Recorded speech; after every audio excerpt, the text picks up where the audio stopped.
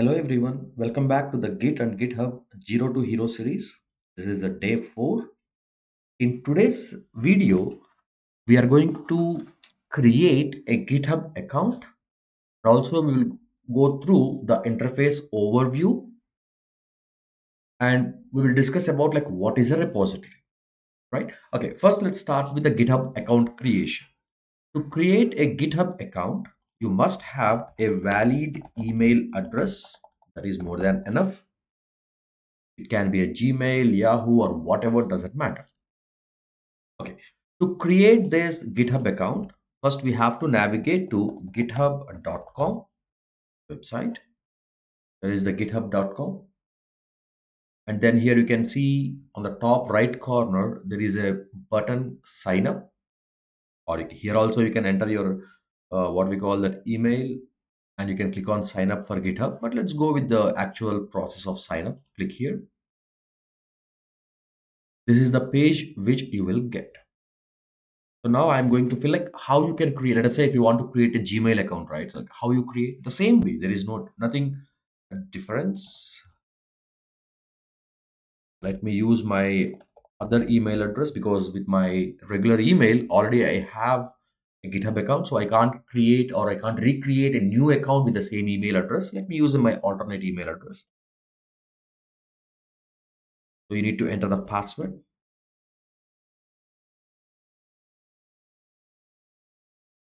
Username, you can set some username. Let me say I think definitely it might not be available, see, because with this name there might be a number of people. So let us use some unique name. Yeah,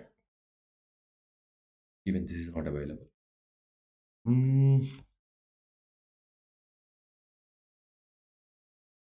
Let me use a different way.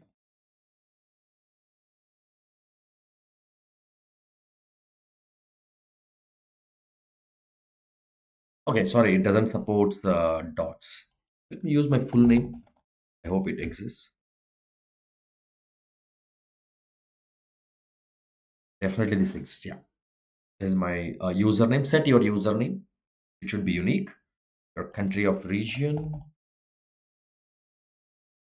If you want to receive occasional product updates or anything, just you can select this checkbox. I'm not checking, just let me go with create account. Now the next thing is you have to verify your account, like you are the authorized user of that email address. So what they do is they will send you a code. You have to enter that, like they are verifying that. Just wait for a few seconds.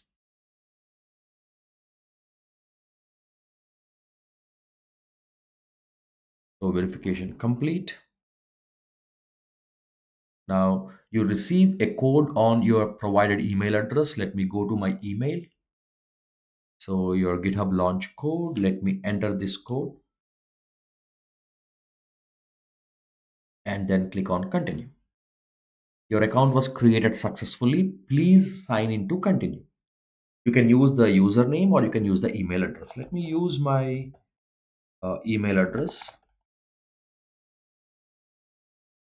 password, the one which we have given at the time of account creation. Click on sign in. So this is how it looks like. The moment once you log into the GitHub account, the dashboard looks like this way. So this is the default dashboard. We don't have any repositories yet. See, create your first code project. Just you can go through some documentations if required. So we will go through like what is this Visual Studio and all in the next video. Just I will show you like what is this and how to install and all. And here on the top left side, there is a menu. You can see issues, pull requests, repositories. You can create projects. You can have some discussions and all with the team members. And then on the top right corner, you can see a user's navigation menu where you can edit your profile, you can set your status. The list of repositories are available here. If I click this, it will display all the repositories which you created or which you have access. And then what else we have? Settings. We go to the settings. You can see like all the things. You can enter your details over here, and account settings, security settings. We will go going forward. We will see like what kind of security uh, settings we will configure and all the things, especially for the authentication. Because whenever you are trying to connect your Git with the GitHub, you need to do some kind of authentication and authorization, right? Where you can use password and authentication or SSH and GPG keys. This SSH and GPG keys which we use to connect your Git from your laptop with the GitHub in the cloud. Okay, right. So now let me give you a simple overview about the repository. What is the repository? I think in the last video we discussed it, right? The repository is a project folder which can be tracked by the Git or a GitHub version controlling system. And that repository contains all the changes what we have done, and it will maintain the history. So in this repository, let us talk about the repository. On the GitHub, we have two types of repositories available. We have two types of repositories available. One is public repository, and the second one is private repository. These are the two types of repositories available. These are the two types of repositories available. I think based on the name itself, you guys can guess what exactly what we call that these repositories are, right? Easily you can guess. There is no rocket science or nothing based on the names, right? Now let us talk about what exactly these repositories are and when to use which type of repository. So coming to this public repository, how it works is whatever you store in the public repository, whatever you store in the public repository are available for everyone. Like anybody can see what you have created, what you have modified and all. But they cannot edit the code without your approval. So if I say it is publicly available, that it doesn't mean anybody can edit. That is only publicly readable. Also, public users can contribute to your project. Generally, when a public repositories can be created is for open source projects. What does that mean by open source projects?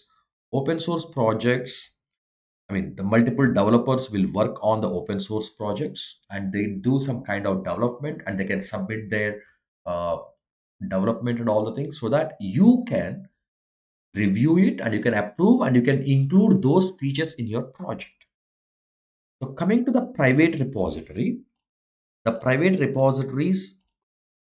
can be created. I mean, like I can say, these are available for limited users, or I can say limited people can access private repositories. What does that mean? If you create a private repository, I cannot access your repository unless you gave me the authorization. Unless you gave me the authorization. When we use these kind of repositories are for your organizational projects, for your company projects, like uh, these can be used for the projects in companies, say real projects in your companies. If your company is developing a project, they store all the code in the private repository, so no unauthorized person can see your code. And we will see like how to create both type of repositories and all the things. We'll see both type of repositories, like how to create public, how to create private and all. So I created one public repository, and I think you guys can see, right? You can see a GitHub repo, GitHub Zero to Hero series, right? That is a public repository. That's why you guys can see what I have, the notes, hands-on exercises, everything is available over there. You can view, you can download, but you cannot modify it. But you can suggest some edits. You can contribute, you can create a branch, you can do whatever changes you want, and you can send a merge request. And if I feel that is worth, I can merge them into my main branch. That's the public repository. Private repository, nobody can see. Forget about editing, modifying, and everything. Nobody can see unless I gave them an access. I can provide access to you so that you can contribute to my private projects also. This is what the repository. Okay, right. So now what we have covered, we have seen what is a GitHub account and how to create the GitHub accounts, and we have seen the overview of the console, how to navigate and all, and we discussed about the different types of repository, public repository and private repository. That's all for this video. In the next video, we will discuss about what is a Visual Studio Code, VS Code, and how to install it. Because in the real time, being a developer or being a DevOps engineer, majority of the time you use a VS Code. So what it is and how to use, we will discuss that in the next video. If this video helped you, hit the like button and share it. See you in the next video. Thank you guys.